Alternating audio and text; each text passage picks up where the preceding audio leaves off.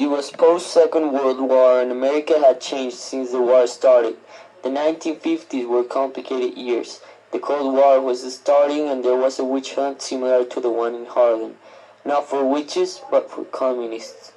The United States had already left people without jobs for being communists, or presumed to be.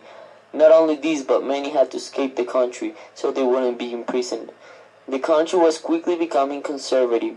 Dwight D. Eisenhower was elected for presidency from 1953 to 1961. He was conservative. A senator named Joseph McCarthy was the one who started this witch hunt, which included firing presumed communists and made people sign loyalty oaths to the country.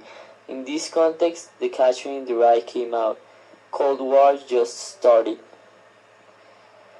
Religion was important, but hippie free thinking was also coming into context, so there was actually no predominance of neither of the two, except on some cities more than others. The economy wasn't bad, but Holden lived in a context full of rich people. This made him think of others that weren't as wealthy as him like miserable and felt a lot of pity. The economy wasn't as well to all Americans, but it wasn't bad at all at the time. Inflation, however, was rampant. The army men returned and were full with education opportunities as well as other priorities. This incremented taxes and made living costs high. It was the Cold War. The constant threat of nuclear war made living difficult, especially for young minds who had to live with the constant warning from parents telling them what to do in case an atomic bombing took place. Shelters were built everywhere, and the constant menace brought activism up and morale down.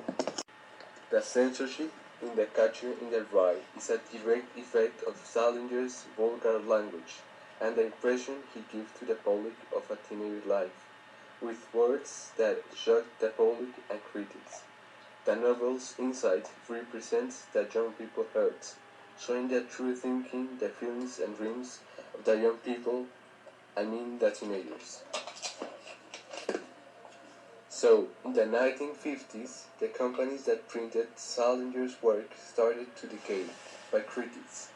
Then, when the book themes started to appear, the educational minister and the Association of Parents and Schools banned the book, as its themes were as the book.